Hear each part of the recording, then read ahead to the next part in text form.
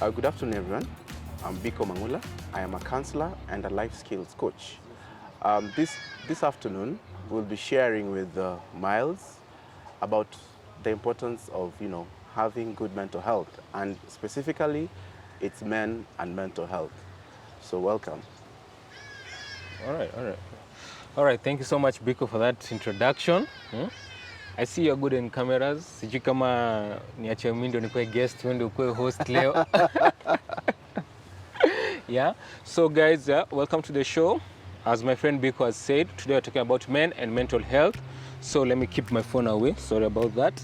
So today, Biko will start us off with, telling us his story, what he has gone through, and from that we can debate about it, or rather discuss about it on ways you as a man can try and focus on or try to control your mental issues or mental stability, as to call it, so as to have a better life, and to have a focused well-being mentally and physically and emotionally. So Biko, you can start us off with how it has been for you when it comes to mental health. Thank you, Myles. So my journey goes back to around 2003, 2004. I had finished high school, and I was back home and I was waiting for my results, as the norm would be. So I got my results. They weren't that good, but at least I secured a place in the university. But now there was a challenge. The challenge was I had two other siblings who were still in school, and I believe my father had high expectations of me, but I didn't get the grade that he wanted to do. But so the aspect of repeating was out of the question, because we had two younger siblings. So in the process, I decided I might try out to look for work. I looked for work. I was fortunate enough, I got work, earning 3,500 shillings. To me, that was a lot of money back in the day. So I started off. So the first month, you're excited, you're working, the salary has delayed, but for some reason you keep on keeping on. The second month comes in, you're working and you've not been paid. So now I started getting a bit jittery. So by the time the third month was getting to, the third month, and my salary hasn't come in, I weighed my options. So I decided to go back home.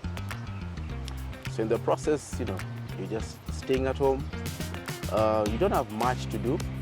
You have a lot of idle time to yourself. And within that time, I started, despairing.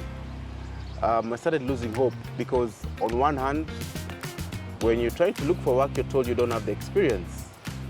On the other hand, you can't go to school because of financial issues. So in the process, I started despairing, and I lost hope, and I started having negative thoughts that coming into my mind. And slowly by slowly, I started telling myself that I'm going mad. And unfortunate, I actually went into depression. I can say it was a very traumatizing place to be. I didn't even know that I was in depression. I only got to know it from a friend of mine who happened to be a pharmacist. I used to buy medication from a pharmacist, so at some point, we're exchanging notes, and that's how I came to know that I'm depressed. I didn't have energy to do anything. I would lack sleep at some point, or I would oversleep. My appetite was gone. I had secluded myself from my friends. It was really a very trying time for me. But being the person that I am, I reached out to a friend of mine. He was a bit older than me. So we got to spend time together. Maybe during the day, I'd go spend time at his place of business. But for some reason, I still felt like they couldn't understand whatever that was going on in my life. So days went by, months went by, and I think it reached a point whereby I found that no one could understand whatever I was going through, and I opted, to end my life.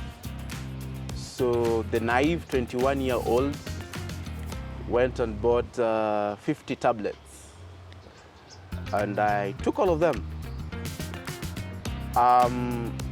As I'm retrospecting and I'm going back to to the experience that I had, there's always that part. In as much as you want to end your life, there's always that part that wants to fight. But for some reason, the fighting spirit had gone down. So I took the medication, but unfortunately, or I can say fortunately, I woke up. So I didn't die. So for me, that was the turning point in my life. And I believed that God had a purpose for my life. So now that started my journey back to recovery. Trying to do the things I used to do before the depression, just trying to get back my life. And the good thing, after 7 months, I believe I got healed. The depression went away, and that started now my journey of mental health. So I became really passionate about mental health and mental issues. And for some reason, individuals used to approach me. For some reason, I don't even know the individual, but for some reason, somebody who's going through depression comes and approaches me. I share to them, my experience, and it actually helps them. Fast forward, I started my own organization. It's called Safe Hands. I'm the founder of Safe Hands, and the reason why I started Safe Hands was to create awareness about mental health, because I was telling individuals about whatever I'm doing, and they felt like for me to go far, or I need to formalize whatever I'm doing. So I started a CBO. It's called Safe Hands. The sole purpose for Safe Hands was to create awareness about mental health and to break the stigma surrounding it. So through it, we've been creating awareness about mental health. Through it, individuals have also helped individuals who've been suicidal. At some point, maybe someone has already taken the poison, but I'm not close by, so I reach out to anyone who's close by to go and help the individual.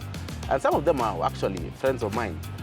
At some point, another one had the poison with him and wanted to take it, but he reached out to me. So I was able to talk to him, and lucky enough, I was able to reach the cousin who also rushed to the house, and they took away the poison, and the guy went for therapy.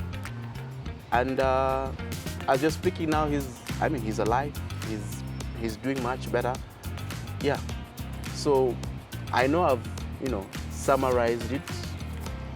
It was a very tough period in my life, but what I believe in is not to look at the past, but you learn from the past and you move forward. Yeah. All right. First and foremost, bro, I want to to give you congratulations. Like you took a very big step. It's really hard to come out from depression. Especially the part where you're saying that you took the tablets and then you decided I have to change. You have to change. You have to do better, and that's really amazing. And I applaud you for that. And also, I really applaud that you're trying now to help other men or other people, both male and female, who go through the same scenario, and also for the courage to share out, your story, because not so many people can do that. Yeah. It's not like people might, might see it as a, as a certain perspective of life, but you came out, and someone out there can learn from it. So, and also. That pharmacist, you should tell him a bit thank you, because if it wasn't for him, to tell you what you are going through, you wouldn't have known. Exactly. And what actually helped was the talk therapy, because I'll just go to her pharmacy, and we would sit down for an hour, and I would just express myself, whatever I'm going through. At some point, she told me to write down, whatever I'm going through, and it actually, I build up like the notes that I had. I've actually now written them down in a Word document, and hopefully I might even write a book on the same, on my journey. So for the purposes of helping others who might also be in the same position that I was in. Yeah. So let me ask you, from your story, like, was it easier for you to to open up, apart from to that pharmacist before then? Like, did you have anyone else to open up to, or you just kept it all for yourself? At some point, I believe I was an introvert, but when I went into high school, you had to be outgoing, because you have to do certain things, and it pertains being involved with other individuals. So I can call myself an ambivert. At some point I'm an introvert, at some point I'm an outgoing individual. So I didn't have someone in particular that I could speak to, because at that point I felt like no one could understand me. So, but we had a family friend. He was called Mike. He was way older than me, and I felt like he could understand me, because most of my age mates may not have been in a position to understand whatever I was going through. So I felt like this is somebody who's more mature. Even if I share it out with him, he'll be able to understand. So I can say like that, apart from the pharmacist and Mike, I would spend more time, with Mike, and I would, he would like give me ample time to share whatever I'm going through with him. Yeah. Okay. Would you say one of the maybe, because you're saying you're like sometimes you're an introvert, sometimes you're an extrovert, but from also like people that have some other people that I've interacted with who have gone through depression, they always tell me like like the way you've said, you find that no one can understand you. Mm-hmm. But don't you think that some of the signs and symptoms of depression is that you exclude yourself from the outside world? Yeah, don't you think? I feel like the world, like in your mind, like it goes, let's say black and white. The world is colorful, but in your mind, it's black and white. Do you think like that? Okay. Do you think like someone turning to become an introvert, like to keep it for yourself, is part of the symptoms of depression, because you didn't know that you had depression until you were told? Mm-hmm. So do you think it's part of the symptoms of depression? So yes, withdrawal is one of the symptoms of depression. But just like I was saying, you'll find that there are different personalities. We have cholerics, we have melancholics, we have sanguines, we have phlegs. But you'll find that in as much as somebody has withdrawal symptoms, there are those that maybe withdraw completely from their friends, from their small circle of friends. Fine, I'm a male, but I have a clique of friends. But if I withdraw myself, even from my closest friends, then that is a red flag. Yeah. All right. Speaking of symptoms of, let's just talk about, let's say someone is not a professional, like you see the pharmacist, like she's in the she's in the field of medics. You see? Yes. So she can notice the symptoms like as she sees an individual. You see? But let's talk about like a friend. Yeah. Like let's say, for example, me, I'm not a counselor. I have you as my friend because you're just there. Mm-hmm. So me as a friend, what are some of the signs and symptoms, or rather call them the red flags, of to notice when someone is going through depression? Mm-hmm. You can let us know like some of the red flags ones to see when someone is going through depression. Mm-hmm. So number one, there is either loss of appetite, or maybe somebody is overeating. Number two, lack of sleep or oversleeping. You'll find that an individual has been sleeping the entire day. at night is also sleeping. Or the reverse can also happen. The entire day somebody has been awake. The entire night he's also awake. Another thing, like we've already mentioned, maybe this is somebody who used to be very social, but for some reason they withdraw themselves completely from their friends. Like they cut themselves completely from their friends. Another thing could be it'll affect maybe either their job or if it's a married individual, it could affect the family in that maybe this is somebody who used to spend time with his kids, and for some reason he withdraws completely from the kid. Another thing, maybe somebody has lost hope in life, like they're totally hopeless. They're even thinking about taking their life. They even voice out that they want to take their own life.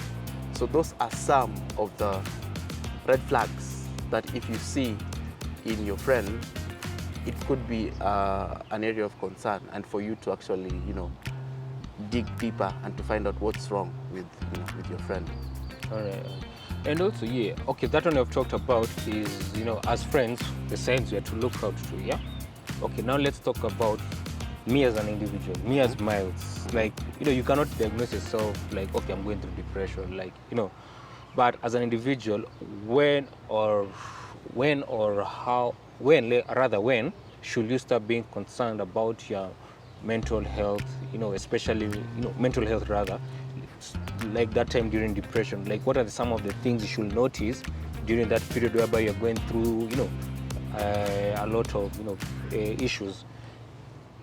Like for you, like how were you, what was going through your mind whenever you were having those issues that when you were told by the pharmacist that you have depression, you're like, okay, I noticed this and this and this is what I'm going through. Like, you can take us through that. Okay. For one, I can talk about my social life.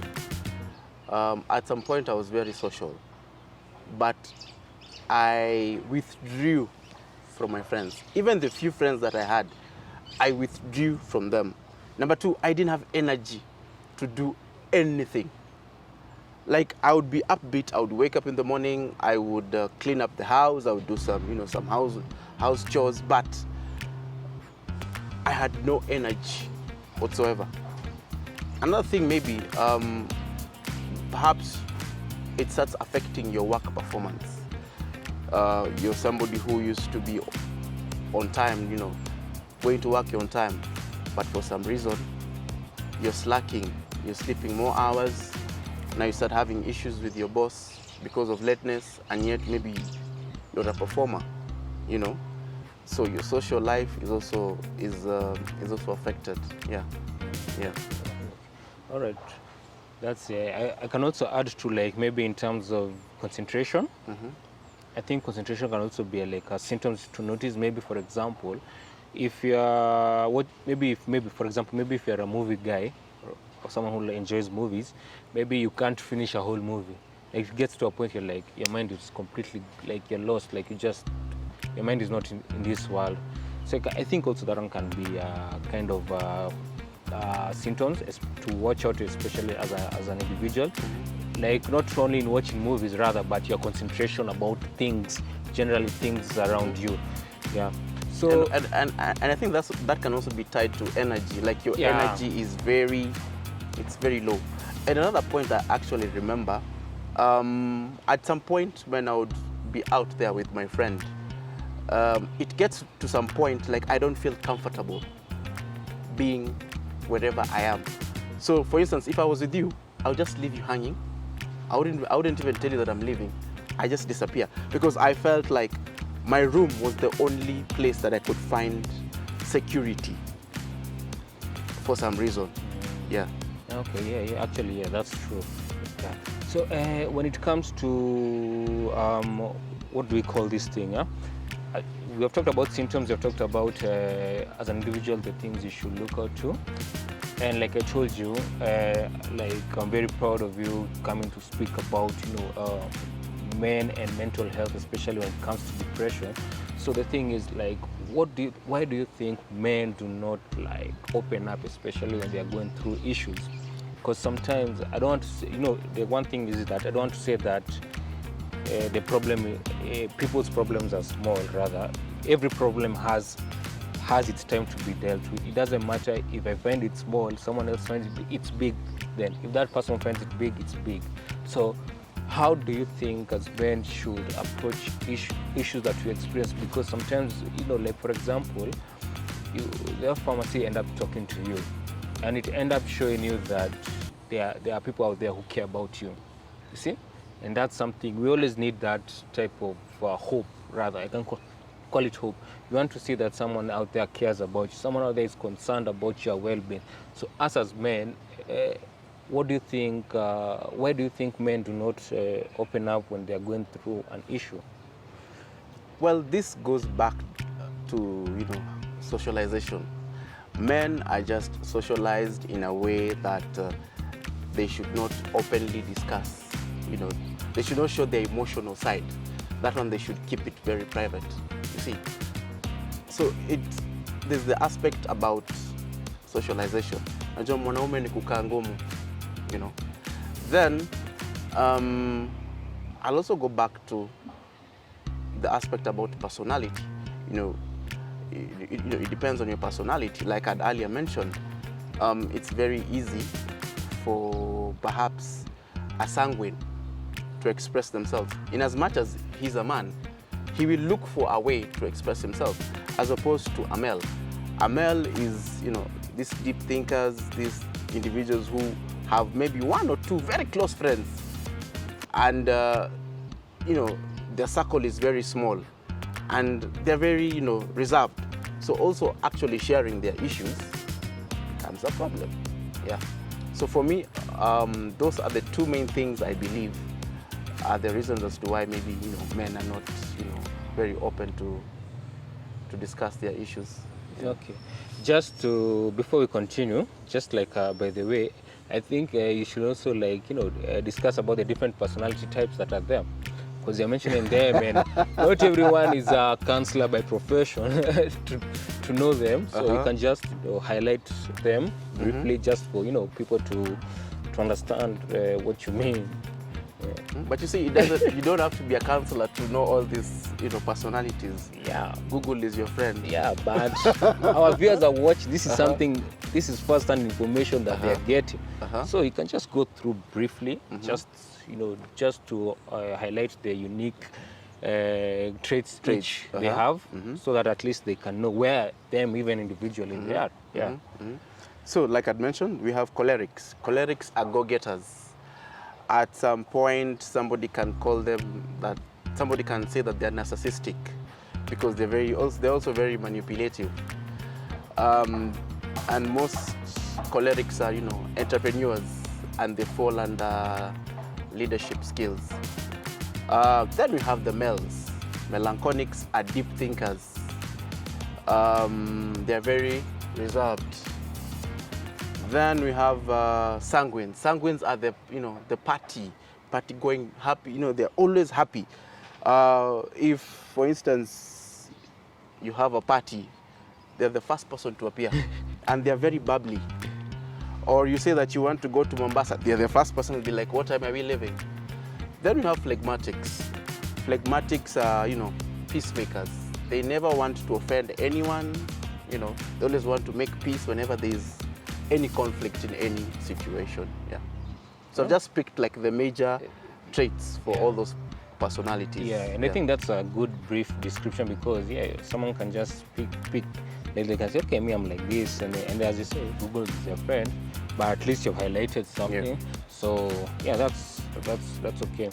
So what advice would you give for men out there who are going through a difficult moment right now, maybe who are going through depression? Maybe there's one person maybe who's going to watch this video, and maybe it's going to help them.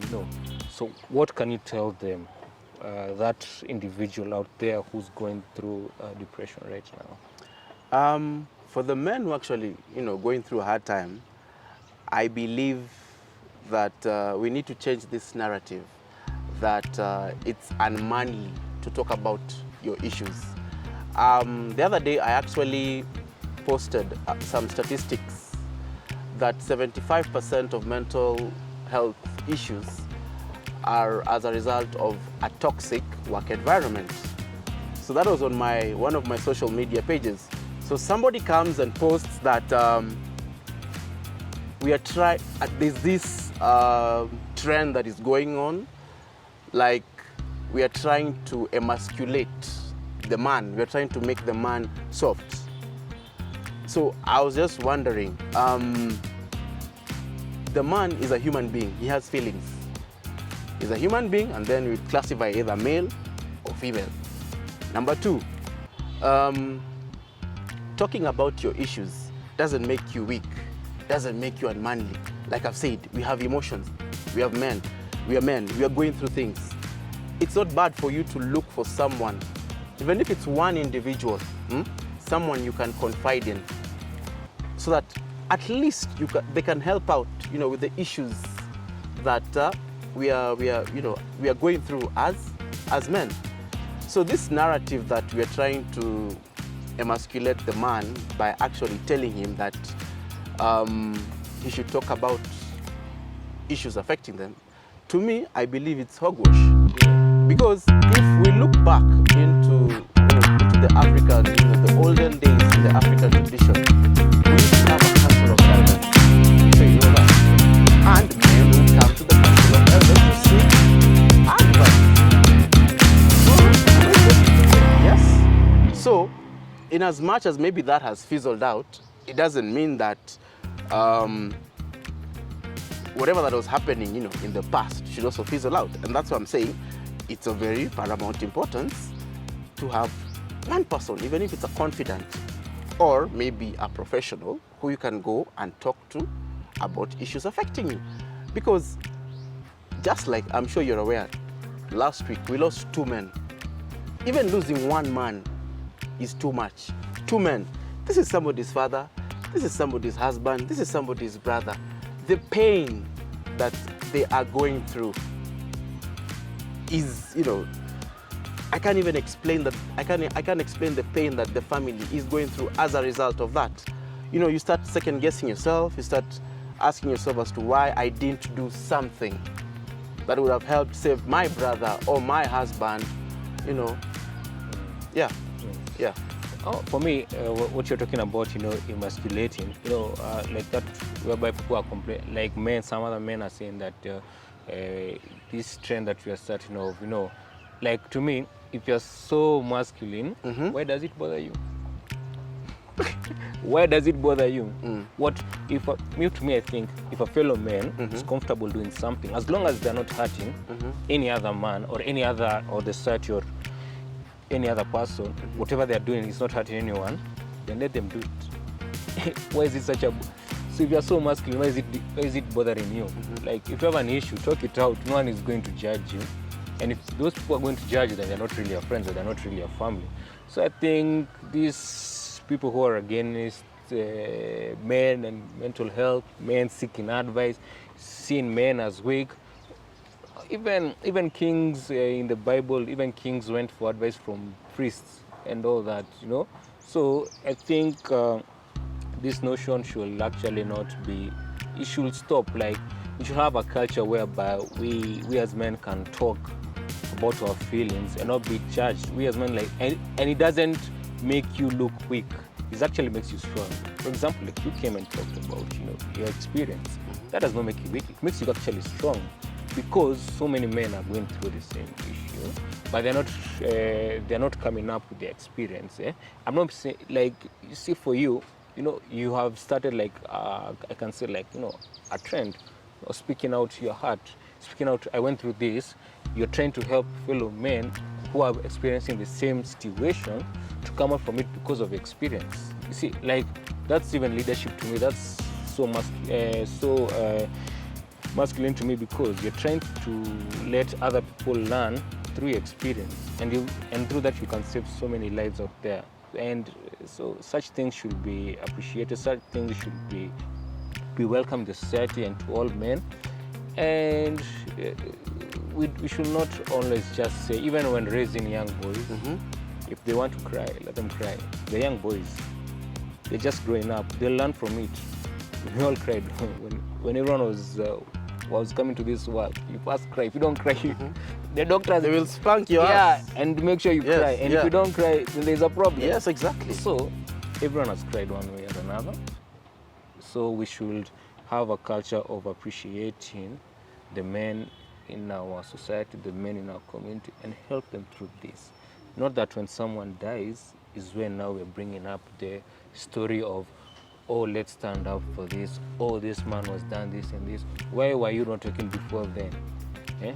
Why are you talking now? Like, you should But help. it's already too late. It's too late when someone is, is dead. Someone who cannot even talk about what they went through. Like, you just hear someone, oh, he was telling me this, he was telling me, well, like, why were you not there when he was going through that? Maybe even that person was laughing at him at that point. You're telling them, kuwa macho man, yeah? Exactly. In fact, if, like, a couple of times I've been on social media and especially Facebook, you might see that somebody is actually posting, like a man has posted that they're tired, they want to take their life. When you look at the comments, you actually see that it's the fellow men who are actually writing very nasty things. One would say, nikupatie kamba, ama unakufa lini, such ignorant and, very stupid comments. I'm just thinking, what if that was your brother who wants to take his life? Would you be writing the same comments you're writing onto a stranger's post? And most of these individuals actually speaking from ignorance. I've lost friends through suicide. It's very painful. This is somebody who had goals, he had dreams, he had a vision. But for some reason, whatever happened. It's very painful. Most of these, like I've said, most of these individuals are speaking from a place of ignorance. So, like, I replied to one and I asked them, what if this is your brother? Would you tell him the same thing you tell him to this stranger? Because I think that narrative changed. Yeah. And as you know, it's a very bizarre. But you never noticed in any setting, if maybe one man shares about their story, the other men will also, as a result, share their story. You see, and it doesn't mean you're a simp. Yeah. It doesn't mean you're weak. No, we're just being real because we want to save lives. You see, it's very painful. So basically, we're just trying to save lives because we want to see, like, men growing old. They get to an old age, just like our fellow women. Yeah.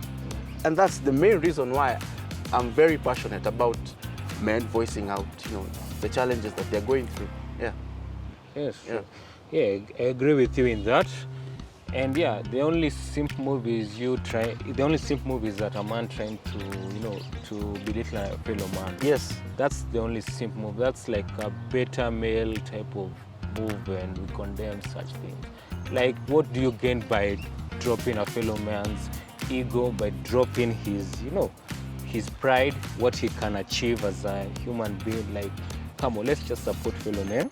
If someone is going through things, listen to them. Have a listening ear. Because, like you said, it's very painful losing an individual through suicide. Because it only takes one person to care, only one person to care. And that person changes their whole perspective of, how to kill myself, Because at that moment, I feel that before someone tries to commit suicide, they feel unloved. They feel unwanted, like they feel like a baggage. Like a burden. A burden. Yes. You see, so it's very fair for people or to be caring and to show love. If someone comes to you, that one person who can show you that they care. The pharmacist, for example, in the story, the pharmacist, she talks to you, and and you started feeling their love. There's someone who always cares, and that's very important. And it's very, I don't want to say it's funny, but it's always ironical that you find strangers helping you. Not even your close friends. Yes. Strangers helping you. Yeah. Mimi hata I've ever gone I've used the matatu and you see the conductor giving you advice, telling you kijana soma. When I was in undergrad, kijana soma. Yeah. And the way the advice is telling you, it's actually ni kitu ya maana, na si ati anakuambia ati kitu ya kupoteza. Yani you are listening to this guy, he's telling you kitu ya maana.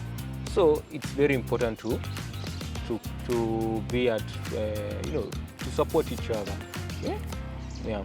So maybe what I could add, it's high time, because there's also this conversation that we need to create safe spaces for men. But I believe as a man yourself, you should be a safe space yourself, starting with you.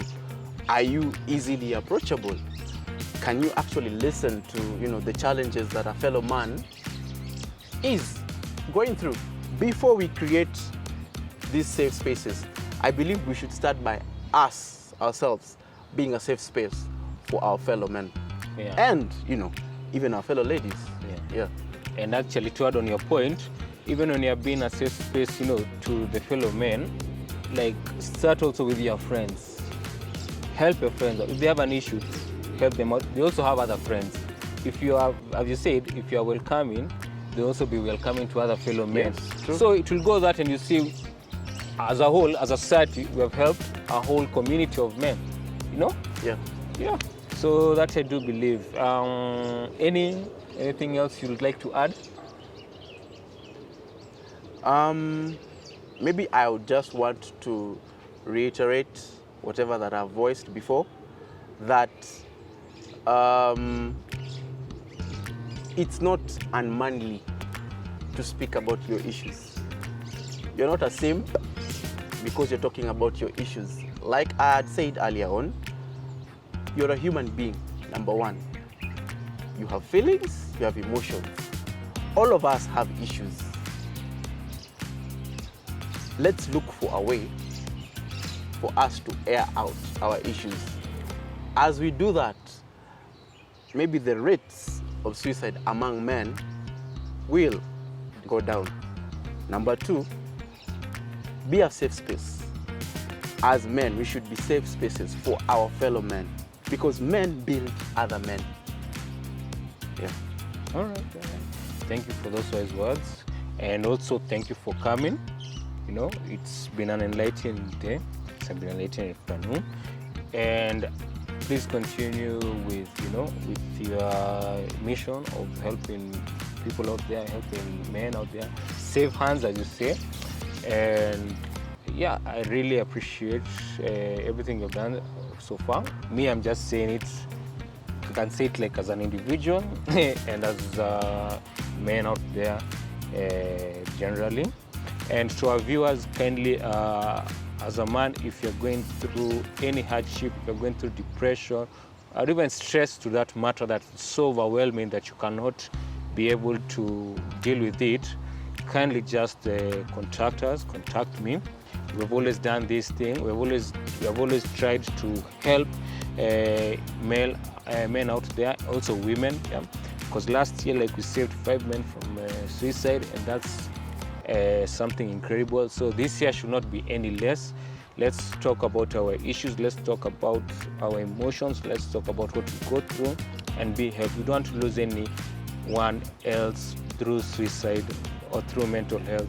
So kindly speak out. No one will judge you. If they judge you, then they are not really your friends. So just speak out. Yes. So thank you guys for joining us in today's episode. I'm your host, Myles Show. Subscribe to our channel and like, share, so as to help for this episode reach out to so many people, so I'll be able to save lives. See you next time on the next episode. Be blessed and have a good day. Thank you.